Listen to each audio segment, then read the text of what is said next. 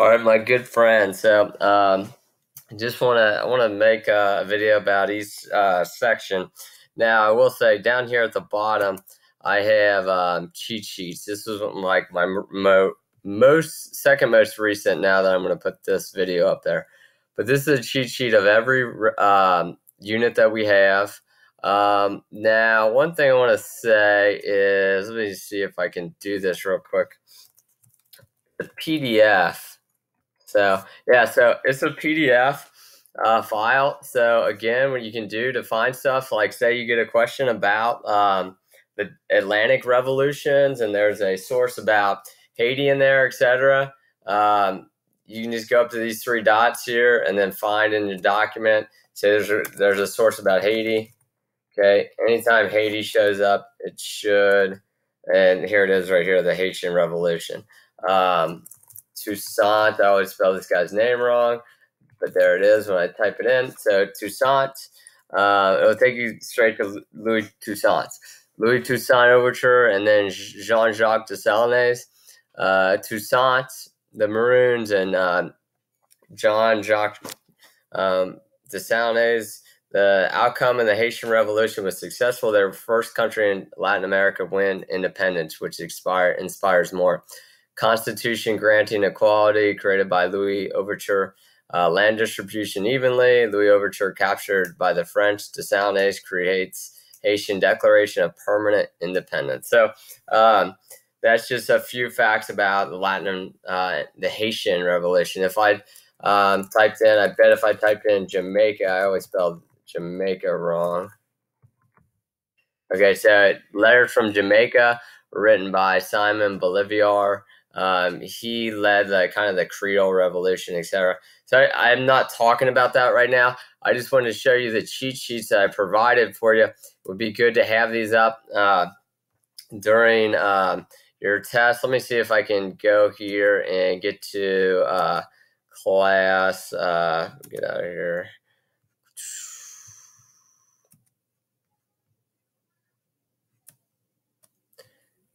Okay, if I go to this, so like Unit 1.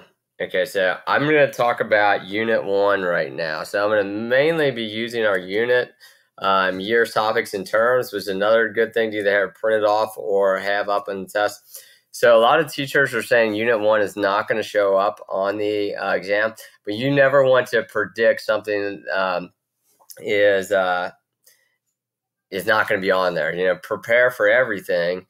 Expect everything, so you're ready and you're not confused. So things that I predict that could be on for Unit 1 could be comparing and contrasting different large states from 1200 to 1450. Remember, 1200 to 1450 is the years in Unit 1. Now, one thing they're not going to say, hey, this is a document-based question about Unit 1.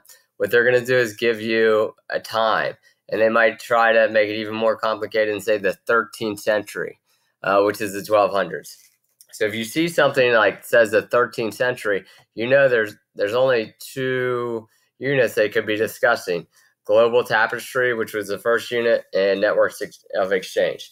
Some people also predict that it could cover like a wide range of topics, like compare and contrast trade networks from 1200 to 1900. That would be a pretty big one, a pretty broad topic that you could discuss about trade networks, and maybe your thesis statement would be the Columbian Exchange was the most important trade network outcome in history, something like that. So some people say it could span more than different time periods. Okay, so let's just talk about things. If you got a Unit 1 document, and remember that there's going to be about 4 different DBQs sent out. They're all going to be equal in terms of they all have 5 documents, 4 text, 1 picture, 1 image. But you good chance we will get 4 different types of questions in this class. So you don't want to be talking to one another during this. So the topics in Unit 1 were Song China, Dar al-Islam, Africa, and they briefly touched on the Americas. So I think a good topic about Unit 1 could be government. Like, how did they govern their different areas? Like China governed their country with Confucian principles. Confucianism was more of a society regulating doctrine, not really a religion, but it was kind of compared to religion. Whereas Dar al-Islam is also very successful, very intelligent, having groups of people. The Abbasid Caliphate was a really strong caliphate that was eventually taken over by the Mongols. So this in China, they're governed by a societal principle of Confucianism, where Dar al-Islam is guided by the Quran and the religious doctrines. Okay, so that could be something. Compare and contrast different empires in 1200. And then they would probably give you a story about the civil service exam and a story about the Quran or something like that in Dar al-Islam. Okay, and then if they maybe they put something in about Africa. So Africa does not have this African identity like it does today. It's smaller kingdoms, really rural. Some people aren't living in like even kingdoms at all. They're subsistence farmers, means they grow enough to support their family, the village, etc. But there was some good trading empires, and it basically, if you were on a trading network, like the Great Zimbabwe Empire was on the Indian Ocean coast, they were part of the Indian Ocean Trade Network. So you could talk about in Africa, it depended on your location whether or not you were in a big empire. Mali Empire, this was in the Trans-Saharan Network. So the Indian Ocean Network, they produce iron down here. They're also mining for salt. The big thing in Africa is they embrace Islam because Islam is a trading religion. And Islam is a little bit different in Africa than it was in I should say it's a lot different in Africa than it was in the heartland of like Saudi Arabia, like Mecca, Medina, and those cities. And the reason being is because mostly the Africans embraced Islam so that they could trade with the Muslims, and it was they justified their rules sometimes by building mosques, etc. But like Ibn Battuta was a world traveler. So we want to make sure we have him in there. I think I have him in there a couple of times. But Ibn Battuta was a world traveler, and he mentioned like the Islam practice in some parts of Africa was not the Islam that Muhammad would have envisioned. Having multiple wives or drinking alcohol, that kind of stuff.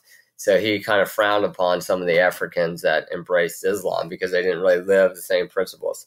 So that I could see where they might talk about African principles, etc., empires. Okay, I'm just trying to go fast for you guys. I don't want to inundate you guys with tons of stuff.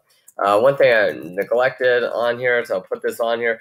Europe was in feudalism. So this is also known as the Dark Ages.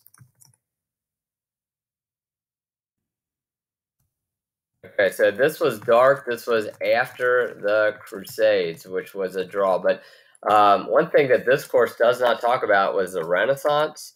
But the Crusades were a draw, but like meaning that it was a tie between the Christians and Muslims, basically. But the one thing is that Europe will come out of the Dark Ages after the Crusades, and they will start trading more. They will take the knowledge from the Muslims that they learned and put it to good use. They're going to start figuring out more about farming. They're going to have a agricultural revolution, and also the Black Death also occurs in 1347 to 1351. And we remember the Black Death ended feudalism because so many people were dead that feudalism depended on having so many workers that would work so cheaply. And those people were called serfs, just like Russia had serfs. Not slaves, but you were bound to the land. Okay, so those are all things that you could compare and contrast the different empires from 1200 to 1400 could be something that could be on there. The Americas, there was nothing really about North America when they talked about the Americas in Unit 1. There was a couple of different Indian groups. I just can't imagine there would be a source from any American Indian groups. The Incas and the Aztecs were the two that they focused on. The Aztecs were a warrior class of people. Human sacrifice. Tenochtitlan was their capital. They had a human sacrifice. They had a tribute system, and one of the things that you had to offer up were people for human sacrifices. So flower wars were in the Aztec Empire when they would capture people and they would take them as prisoners of war for 1 year. They would almost treat them like gods for a year, and then they would put them to death at the end of that year.